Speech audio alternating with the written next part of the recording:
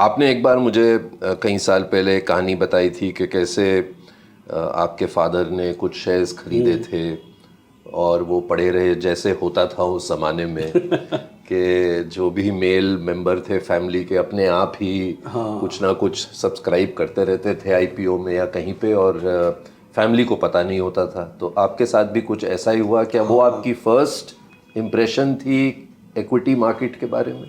तो actually equity market को लेकर के दो या तीन जिसको आप बोलते हैं कि कनेक्शंस या जुड़ाव, लेकिन सबसे पहला जो आपने बोला वही मेन ग्राउंडिंग या फाउंडेशन जिसको आप बोल सकते हैं। क्योंकि क्या हुआ कि जैसे 80s में, जैसे मैंने बताया, मेरे फादर स्टेट बैंक में काम करते थे, तो ज़्यादा मेरे जहन में या मेरे अवेयरनेस में था नहीं। मदर के अवेयरनेस में शायद रहा भी होगा, लेकिन मैं तो छोटा था, तो ज़्यादा मेरे जहन में या मेरे अवेयरनेस में या मेरी सिस्टर के भी अवेयरनेस में था नहीं। लेकिन जैसा मैंने बताया, समवेयर 1989 मेरे फादर का देहांत हो गया।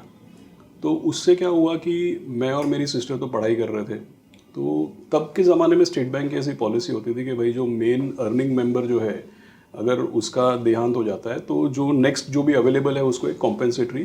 बट अब मेरे फादर क्वालिफाइड थे लेकिन मदर क्वालिफाइड नहीं थी, तो उनको क्लरिकल जॉब मिल गया। तो अगला 10, 12, 15 साल थोड़ा डिफिकल्ट कटा। जैसे कि जैसे मेरी सिस्टर का ग्रेजुएशन हुआ तो उनको जॉब करना पड़ा, फिर मेरा फीस उन्होंने भरा, तो काफ़ी ये हुआ। और हमको ऐसा लगता था कि ये ठीक है, जिस तरीके से कट रहा है। और ऐसा जनरली, ऐसा मेरे बचपन में या मेरे जो टीनेज में ऐसा जनरल फीलिंग था कि भाई थोड़ा पैसे का one has to be careful, इस तरीके का फीलिंग था। लेकिन 2000, शायद 2000 के बाद कभी ना कभी ऐसा हुआ कि एक बार फाइल मिला, और वो फाइल में पेपर्स थे। तो तब मेरी मदर को रियलाइज हुआ कि अरे यार, अपने पास तो पैसा है। मतलब ऐसा नहीं कि कोई बहुत बड़ा, उस जमाने में तो पेपर शेयर सर्टिफिकेट्स होते थे। वो पेपर और वो फाइल ये था कि उसमें मेरे फादर तभी जैसे वो 1000 रुपीज या ऐसा, मतलब 100 रुपीज के 10 शेयर्स को सब्सक्राइब कर दिया, आईपीओ भर दिया।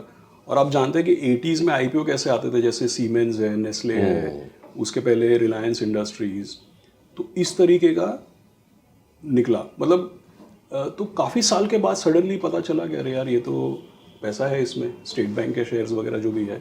सो एक ये था लास्टिंग इंप्रेशन। क्योंकि क्या होता है कि जैसे अगर हम लोग अपने यहाँ पे शेयर बाजार की बात करते हैं, कई सारे आपके जैसे श्रोता है या जैसे हम लोग भी देखते हैं, तो हमको सबको ईमेल में, व्हाट्सएप में कहीं न कहीं पे एक ऐसा मैसेज आया कि भाई 1980 में 10,000 का विप्रो लेते तो आज 500-600 करोड़ बिल्कुल हो जाता। इस तरीके का सबको मैसेज आया है फेसबुक में, व्हाट्सएप में। बट मैंने एक्चुअली 500-600 करोड़ नहीं, लेकिन एक for a lower middle class family to become middle class या टू बिकम मॉडरेटली एफ्लुएंट, या थोड़ा लाइफ समझो स्टैंडर्ड ऑफ लिविंग चेंज हो सके, उतना तो मैंने देखा है।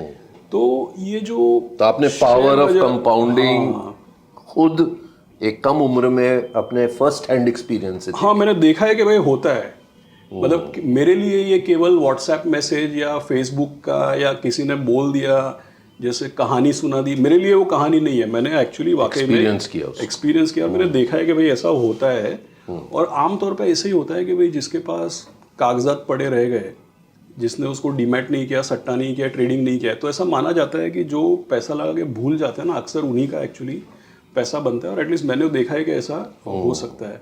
और फिर ऑफकोर्स शेयर बाजार से जुड़ने का दूसरा कारण ये भी था कि जब मैं कॉलेज में था, तो आप जानते हैं कि अर्ली 90s में मिस्टर हर्षद मेहता को लेकर के यहाँ पे एक बड़ा स्कैम हुआ, या जो भी उसके बारे में हमने टीवी में भी देखा है।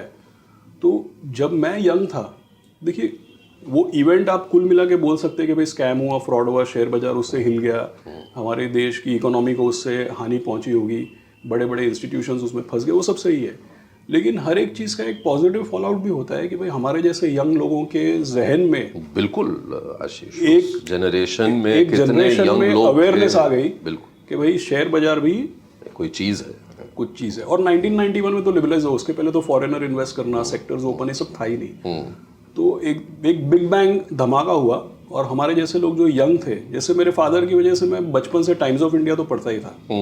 और मैं इंजीनियरिंग कॉलेज में जब पहुंचा 1993 में, तो हम केमिकल इंजीनियरिंग में, बट पता नहीं किसी कारण से मेरे रूममेट्स जो थे, इट्स वेरी ऑड, ऐसा होता नहीं है, बट मेरे एक दो सीनियर्स थे, वो पता नहीं क्यों इकोनॉमिक टाइम्स पढ़ते थे। तो इंजीनियरिंग कॉलेज के हॉस्टल में लोग ज़्यादातर इकोनॉमिक टाइम्स अभी पढ़ते होंगे, 25 साल 30 साल पहले तो नहीं पढ़ते थे, तो उसकी वजह से थोड़ा। और तब क्या था कि काफ़ी सालों तक हेडलाइंस भी वही थे, बाजार गिर गया, स्कैम हो गया, तो उससे कुछ पता चला कि भाई ये है कुछ चीज़, इसमें कुछ हो सकता है।